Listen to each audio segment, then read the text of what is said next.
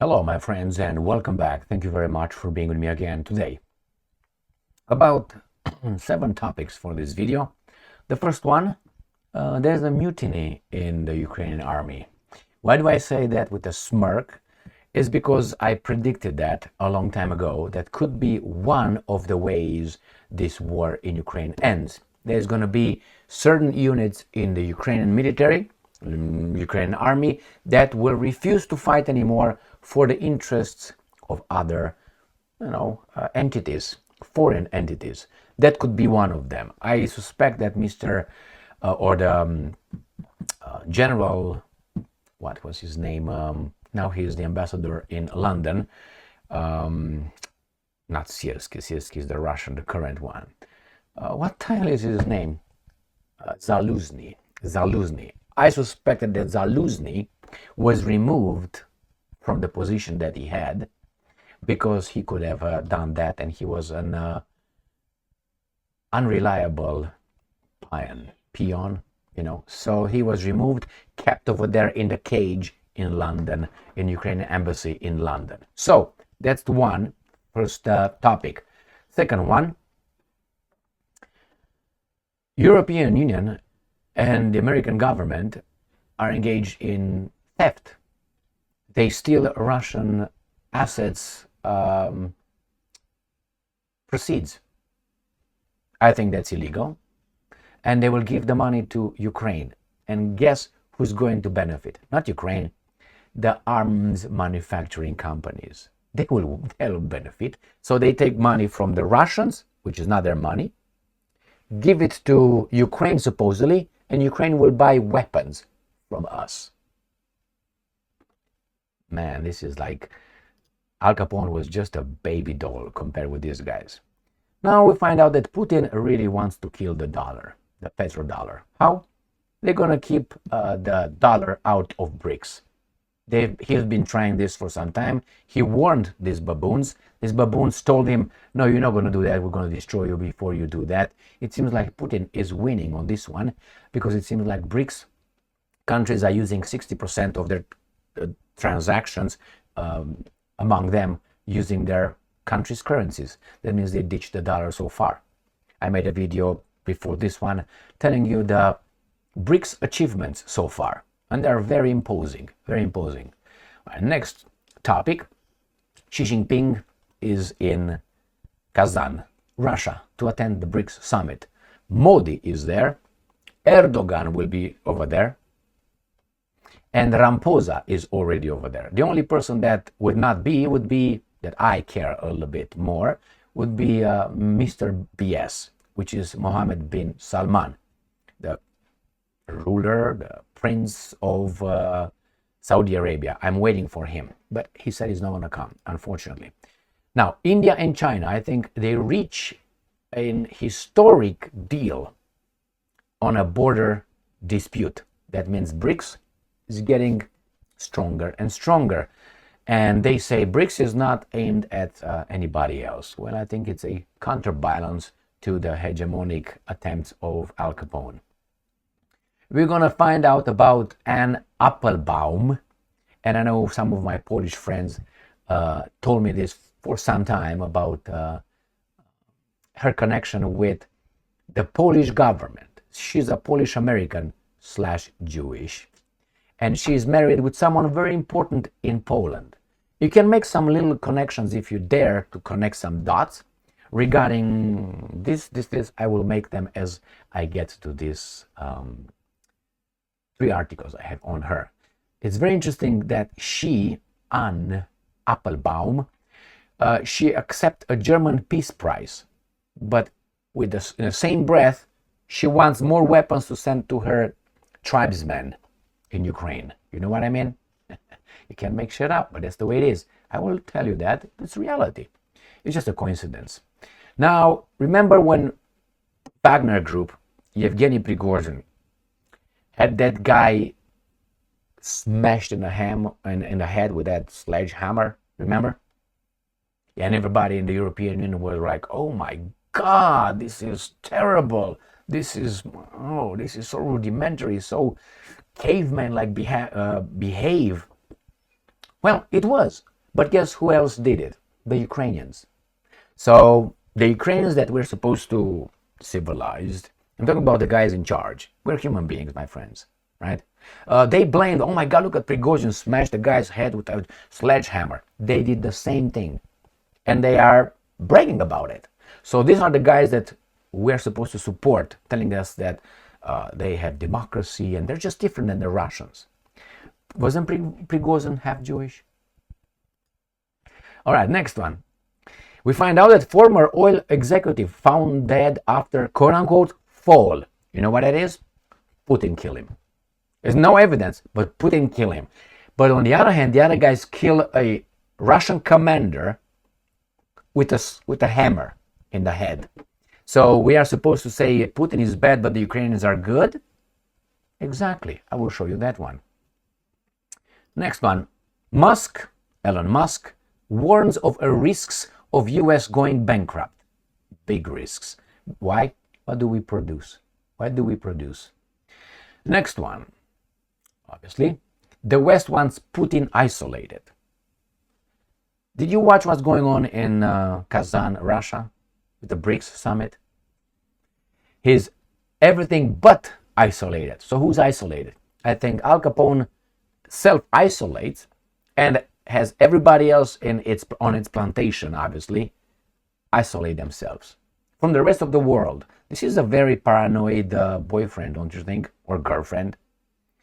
Anyway, let's move on. Or possessed, how do you call it? Possessive, going to extreme. So let's start with the first topic. Russia Today. Ukrainian troops increasingly refusing orders. El País, the Spanish tabloid newspaper, reported one brigade was transferred to Sumy region after staging a mutiny in the Donetsk People's Republic, according to a Ukrainian officer. Ukrainian servicemen are increasingly refusing to follow orders and fleeing their positions, accusing their leadership of assigning them suicide missions. I have no doubt that that occurs. That occurs, my friends. Why are we retreating? Because we have no rotations. We don't have rest. We are demoralized. So these guys stage a mutiny because why? They're supposed to fight here in Donetsk People's Republic, right?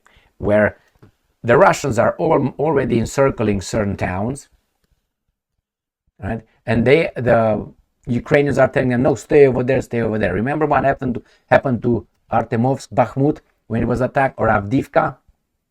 They were encircled and some of them got captured. And then it was Zaluzhny. They say Zaluzhny did it. And they moved from here, from Donetsk, into Sumy, far, far away, right here, in the so-called offensive, which was an offensive, but the Russians are, it's still going. So this is the first topic. I stated this before. One of the possibilities I predicted that could end this war would be a real, not civil war, a military, how should I put it, insurrection, a real insurrection, not what these guys anyway. When some parts of or some officers with a lot of troops will say, we're not going to fight for the Western interests, and the bankers and the arms manufacturing companies for a reason provided to us by the same guys that the Russians are our enemies and they want to destroy us. But at the same time, we want to get those guys' weapons right here at the Russian borders, and the Russians should not react. And these guys, you know what? We're done of killing our nation and destroying our culture, civilization, and whatever we have for those guys over there. They know the Russians can't lose. They have nuclear weapons. They're always gonna win with this, or not win, not lose. That's the one. Because if they lose, everybody else loses. So I think that's one of many that we're not told of incidents of mutinies. And these guys I think Zaluzhny was one who started having doubts. And they say, you know what? You're out. Your command was removed from you, and you're gonna be just an ambassador in London under our direct supervision and monitoring abilities. Next one. This is theft right here. Russia Today. European Union to tap frozen Russian assets. The bloc's parliament has approved a 35 billion euros loan to Ukraine to be repaid with proceeds from Moscow's immobilized funds. So that is, as I said, we got our arms manufacturing companies. We freeze these baboons' assets. We're going to use the proceeds from them. We're going to give it to you. And you're going to give it to our guys that are actually behind us, giving us to get elected and behind the scenes. Remember, Ursula von der Leyen, she was the Germany's defense minister. Just a coincidence. She wants war with Russia all the way. Why? Who do you think promoted her or maybe opened some doors for her? Not the Deutsche Volk, not the German people. It was someone else. So I think this is a racket, and the public is like, oh yeah, because the Russians are bad. Everything starts from the designation coming from someone else, but that someone else cannot have the same power of designation. Like I identify as something, but you can't identify me as something. Only I have the right to identify myself. You can't identify myself as someone. Only I have the power. The same with the Americans, the government. They designate everybody else as bad. But if someone says, wait a minute, what are you doing? You can't do that. Only we have the scepter of ability of designation. Now let's see how Putin destroys, or at least tries to use a little dagger to push it on West's heart. By dumping US dollar keeps politics out of economic development. Why? Because these guys are going to blackmail you with sanctions. And if you use the petrodollar, in order for your economy to function, you're going to need some petrol, right? Oil. And if you are required to pay only in US dollar the oil to the Arabs or whomever you want to get the oil from, then you need dollars from me because I make the dollars. So in order to make the dollars, everybody else have to buy it from me, take it from me. How? You sell me stuff, I give you papers. Or you sell me stuff, you give me stuff, and I give you zeros. And I say a dollar sign over there. That's how the racket goes. From 1971 to whenever, what's his name, Richard Nixon did it. Well, we're not going to stay on gold. We're not going to have anything to do with gold. We're going to replace this racket is better. And it is better. So the use of local currencies in trade among BRICS members reduces geopolitical risks, the Russian president has said. Correct.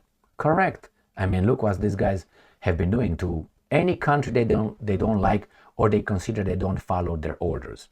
They impose sanctions. And they kick you out of all these organizations that they have. Hegemony. And then these guys, BRICS, will create its own, as I said, parallel independent institutions, global institutions. And these guys can fuck themselves. They're going to have their little club of 40 countries. That's all. But there's 193 countries out there.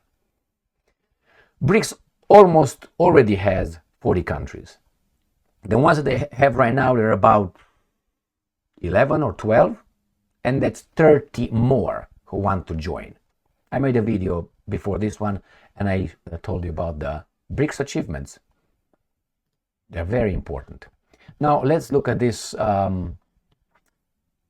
isolated guy called Putin.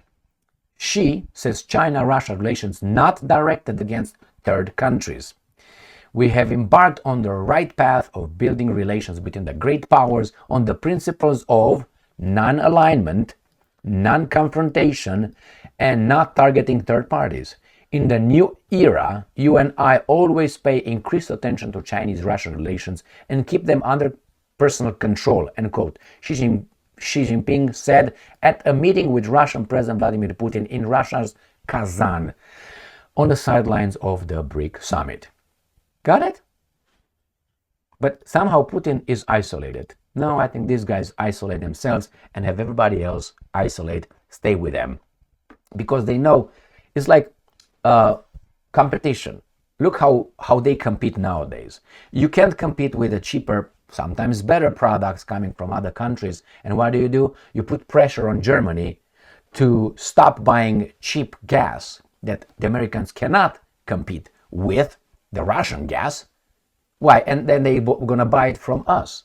3 to 4 times premium price. So let's say I'm just saying, the Germans would buy gas 1 cubic, let's say 1 meter cubic gas, $1, and Americans sell it for 5 or 4. How is that? And it's liquefied natural gas, not through pipe. So, and the Germans did it. Why? Because they're stupid? No, that means these guys are really having the power to tell those guys what to do. Don't you think that the Germans don't understand that? Now, let's go to the next article and find out about Miss Applebaum. Right here. Associated Press. U.S. writer. Look how great everything sounds. Anne Applebaum, when I heard that, I said, okay, appeals for arms for Ukraine as she accepts German peace prize. Can you believe that? Yes, and there she is. That's a good picture of her, just so you know. Let's see. And in Warsaw, Poland, the prominent American journalist and historian Anne Applebaum urged continued support for Ukraine. Why? Zelensky is Jewish and he is in charge of Ukraine, as she accepted the prestigious German prize on Sunday, arguing that pacifism in the face of aggression is often nothing more than appeasement. How about the guys in Gaza? Will you talk about it the same way? No. And what do we find? She was joined by her husband, Polish Foreign Minister Radek Sikorski, who, like his wife, is a strong voice on the international stage for supporting Ukraine as it defends itself against Russian brutal invasion. You know, husbands, a lot of husbands do a lot of things for their wives, and vice versa, sometimes. Just all right? So Sikorski, there you have it. So Sikorski may be, I'm just saying, is there a possibility, a scenario under which Sikorski depends on her connections with her tribe versus Zelensky being in charge of another tribe, which is Ukrainian tribe, but he's from another tribe? You understand that? And then you have Blinken belonging to the same tribe as Applebaum. And then you have, I don't know, the defense minister of Great Britain, whose name is Shapps, belongs to the same club. Let's switch it from tribe to club. It sounds a little bit more nicer. Because I'm a nice person and good nature, as you can tell, I'm going to be nice. Fuck. Anyway, and we can go to many others. Remember Mr. Attal? He was the same way, Mr. Attal. He was the Prime Minister of France. And we can go on and on, and we're going to find out this and that and this and that. So let's see who this person is. But before that, American journalist and historian calls for arms for Ukraine at the awarding of Peace Prize in Germany. You can't make shit up. This is like George Orwell's, and here they are. It's too old to be pussy whipped, that's for sure. I think he works with her connections. Do you think that she is with Pulitzer Prize, and I'm going to read her achievements just because she's so smart and so... We have too many of the club of being there because they open doors, pull one another, and he possibly, thanks to her and her connections and membership card, is where he's at. Here she is, Anne Applebaum. And we find out that born in Papa is a Polish-American journalist. That's all you need to know. It's like Soros is just a Hungarian-born American. The same, she's just a Polish-American. Applebaum was born in Washington, D.C. to a Reform Jewish family. I don't know why she was Reform Jewish family. Anyway, so there she is. She's very, very smart. She's a Pulitzer Prize right here. She worked at The Economist, The Spectator. She's a member of the editorial board of Washington Post. So whatever Washington Post writes goes through her ears and eyes. Applebaum won the Pulitzer Prize for General Nonfiction 2004, or Gulag History. And I guarantee you she did not say what Alexander Solzhenitsyn said about the Gulag, naming the guys in charge of the Gulag, naming the group that was in charge of the Gulag. Now, she's the opposite. That's why she won the Pulitzer Prize. They give prizes to one another based on that, like the Romanians will give to one another, and then they create all kind of connections and they pull things out. And, oh, this is this, oh, this is Romanian, this is Romanian. You see Romanians everywhere. Why? Somehow they're a little bit better at talking or better with the money. You know what I mean? No, it's not like that. It's not like that. And I still have this right here. I definitely recommend this, The Culture of Critique, Kevin MacDonald. Read that book. Read that book. That's going to help you, not necessarily that's true, but it's going to help you look at the world differently. So there you have, and she's a staff of the Atlantic, is a staff writer for Atlantic and a senior fellow of the Agora Institute at Johns Hopkins University School of Advanced International Studies. So she makes creates a lot of opinions for you, my American fellow Americans. And Polish American. So she is a very respected person, that she is very much involved in so many things that will form your public opinion. And she's not the only one. What do you think you have Tapeworm, Tapper, and others over there? The same kind. I'm not going to go over all that. So let's see how the Ukrainians behave and they brag about what they did, but Prigozhin was not supposed to. Well, Wagner Group is bad. First, because they named it after Richard Wagner, and Richard Wagner is a no composer. No, I love Richard Wagner. Wagner is, if not the, but I mean, I don't have one, and then everybody else is like a few. He's right on top, Richard Wagner. I love his music, his compositions, and I love more about Richard Wagner than that. Let's leave it to that one, all right? So what happened here? The Telegraph, Russian commander blamed, not proven, but blamed, for Ukraine shopping center attack, killed with hammer. There you have. A Russian Air Force commander blamed for the lethal attack on a shopping center in Ukraine has been found bludgeoned to death with a hammer. Ukraine's military intelligence said that it had assassinated Colonel Dmitry Golenkov, a senior officer in the Russia's 52nd Heavy Bomber Regiment, with the hammer of justice. You got it? Ukraine said on Monday, a Russian Tu-22 M3 pilot has been liquidated on the territory of the Russian Federation. His head was smashed with a hammer. End quote. Remember how the West talked about Prigozhin sledgehammer? I'm listening.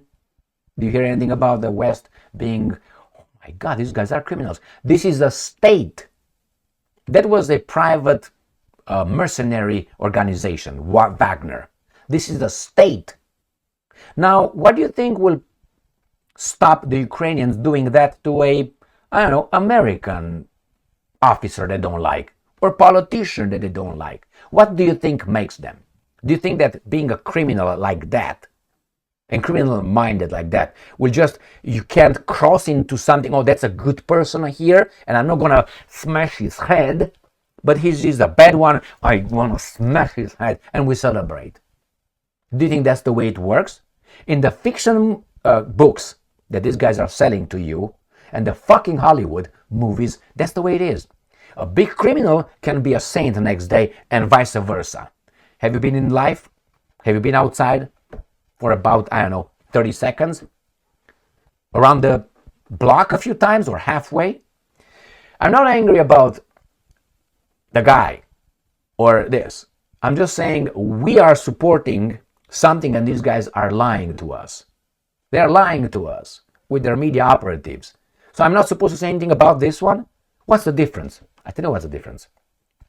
The Ukrainians are good and that guy was bad. And Prigozhin was bad, therefore it was bad. You understand? That was justice. Remember, I thought that it works like this. If you suspect someone because he was blamed, I blame you for something, I'm not going to smash you in the head with a hammer, will I? You capture the person, you put him in front of a court, and then you bring the evidence, allow the other side to bring counter arguments and so on. That's how we say we operate. We don't go with a hammer to the neighbor because we blame him for, I don't know, scratching my car. All right, just so you know. But hey, we got the other ones bad, this guy's good. All right, and we have good. And we have this one right here. Former Russian oil executive found dead after fall. Obviously, this implies that this guy was thrown by whom? I can say it was thrown by the Ukrainians. It's equal. And why do I have to say it was Putin? Because this is the implication here. A former oil executive has been found dead after apparently falling from the window in his Moscow flat. If he lives in a Moscow flat and not in a house, that tells me a lot about his former executive from his 10th story apartment in Moscow. And obviously they will say everything is like injuries consistent with the fall, Russian media, and you have Khodorkovsky was in prisons after challenging. So there you have it. Let me show you the implication. Let me make this smaller. The 64-year-old former vice president of Yukos, the oil giant that was broken up, and after its billionaire owner, Mikhail Khodorkovsky, you want to look who this guy is? Was imprisoned after challenging Vladimir Putin. Not that he did some hanky-panky. No. They tell you he challenged. He went out on to work as an executive director of the oligarch Pokrovov investment vehicle, and later deputy general directed by this guy right here, mining. So what do you think? And while we are at it, I'm going to show you who this Mikhail Khodorkovsky is, because I know who he was. Remember. So from here, Mikhail Khodorkovsky, as I knew, and I know his history, he's Jewish as well, right there. That's the guy. He was a big oligarch. But hey, they're discriminated everywhere. You don't believe me? Right there. Right? There you go. His father was Jewish, but hey, only his mother needs to be, no? Oh no, that's just a religion. But somehow, if you do your DNA for your Ancestry.com, you can show up Jewish. I know that for a fact. So then, I never thought that in the DNA, the saliva or blood, it shows your religion, does it? All right, check your brakes, baby doll. Anyway, so let's go back and check the other one. So this was one, right? And let's check this one, the other oligarch. I don't know who this guy is. I've never seen him. Where are we? Right here. Let's check this guy out, right? Maybe we're gonna find him here too. All right, I know you too. I freaking know you too. Right here. Grandmother Anna Belkina was a Jewish microbiologist. You got it? It just happens to these oligarchs, remember? These oligarchs that this guy worked for, Mikhail Pokrovskov and Mikhail Khodorkovsky, were both Jewish. Hey, it's just a coincidence. And then we have Applebaum. Again, just a coincidence. I can go on and fucking on and fucking on. Let's go to this one. But this one is not, therefore we have to hate. Musk warns of risks of US going bankrupt. I think that's accurate. US billionaire entrepreneur Elon Musk warned of the risk of the United States going bankrupt if government spending is not cut. It's not going to be, because there are other businesses and interests that make profit, which is international banking system. That's the one. And I'm quoting Musk. If there is no radical reduction of government expenditures, then just like an individual who has taken out too much debt, America will become de facto bankrupt. I've said this many, many times before, and I'm going to tell you something that I read about a piece of shit economist. The interest on the debt is trending to rapidly absorb all tax revenues, leaving nothing for critical needs, he said. I think it's correct. Now, in May, U.S. Congress Budget Office published a report according to which the country's national debt would increase to 166% of GDP over the next 30 years. I think it's going to be even more than that, while the risk of increasing the figure to 250% of the GDP was not ruled out. During Joe Biden's presidency, the U.S. national debt has grown from $28 trillion in 2021 to more than 34.5 trillion this year. What did that economist said, expert, when the issue was going to get bankrupt and so on? He said, no, you can't use the analogy of a human being with a country because a country never dies. Really? That was his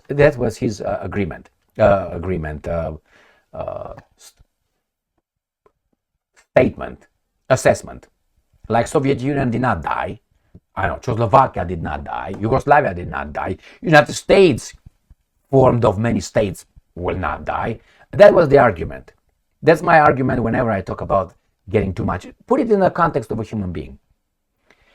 So I think it's right, and we're going to get, every time you have a conversation in the Congress, should we expand or increase the limit, the loan limit, or we should do this. What's the term he used here? How is that called? They increase the the national debt ceiling. They did it, and should we do? I tell you, regardless who's in charge, they will do it. All of them will do it. Why? Because that tells you who's in charge of them. And Musk is going on a very dangerous path, unless he's not part of them and he just plays a game. But I feel for Elon Musk and for Tucker Carlson real bad, and Candace Owens, among others. All right, let's see what's going on here with a guy who is isolated. The West wants Putin isolated. A major summit he's hosting shows he's far from alone. I already made my point with that one. How many countries are in BRICS? And watch my previous video from today, or if you didn't watch it, and I enumerated BRICS achievements and their force. They're already over the G7 countries as GDP and PPP, all right, per purchase capital and blah, blah, blah. Thank you very much for being with me again today, my friends. We are in bad shape. But we cannot stop from fighting against this garbage that is pushed on us. The problem is you don't fight only with the guys that do it, or they come with the ideas, they give the orders, but with the baboons who don't know better. Some of them don't really care. Some of them are too busy making a living and surviving. That's true. That's true. And the thing with the voting thing, I met a person yesterday, just as a little story. I have time, but I don't like to make this too long, or 33 minutes. I met a person yesterday. I took a number and I was waiting, sat down by a person, and she smiled at me. I smiled at her and got in a conversation. She got very nice, long, dangling earrings, which I love. So I said, oh, why not? Well, just being nice because I'm good-natured. So I spoke with her, and she told me that she worked for, she said, can you believe that Trump gives $1 million to vote for Trump? That's illegal. I said, but that's not what he does. I said, he's doing that as an incentive to go to participate. It doesn't mean you're going to participate. It doesn't mean that you're going to go and vote for. He doesn't tell you who to vote for. Go and participate. That's what he said. Go out and vote. Go and register. It doesn't mean that if you're registered, you're going to vote for that party. You're not going to show up. And he said, well, if someone gives me $100, let's say I never go voting. Someone said, I'm going to give you $100. Go and vote. Why not give it to me? I'm just in what? Even if I decide to go, but let's say I don't go, get the money and stay home, go fishing. And if I go fishing, voting, I go for how long? I waste my time for 15, 20 minutes for $100. You're paid what? $400 an hour? Remember, if 15 minutes, $100, you got 60 minutes. So 60 minutes, you got $400. Are you paid that much? I'm not. Unless Putin sends the new tranche of my... all right, so, and then she said that and I said, well, how about the voting machines. And she said, well, those are checked and so on. I said, by whom? Oh, you know, at voting sections over there, I was involved. I helped. She said, I helped. We're talking nicely. I didn't think she smelled my colors or anything. But she said, I helped Gretchen Whitmer get elected. I was like, okay, well, good for you. How did you help? Well, I said, I was in the commission at one small little polling section, polling place, where we sent the information based on the counting. And we send that. I said, how did you know that what you sent is exactly what they received? Baboons. But anyway, nice conversation with a lady. But this guy's in the United States of America. Most people, in my direct experience, are law-abiding citizens, very much law-abiding. They can't think like we think from other countries, where we used to trying to do something because things are not right. They are, oh no, they can't do this. I remember a guy who told me something about in the office about a woman, and I said, do you think that a woman is fucks around or something? And this guy told me, no, Emil, she's married. Really? That was his argument. Oh no, she's married. So she can't cheat or go fuck around because she was married. Now, the same thing with many things here. No, the machines over there, the voting machines cannot possibly do anything because they're machines, man. I said, okay, they work with the software, right? A program. Who made the program? They cannot even think that these kind of things could be possible.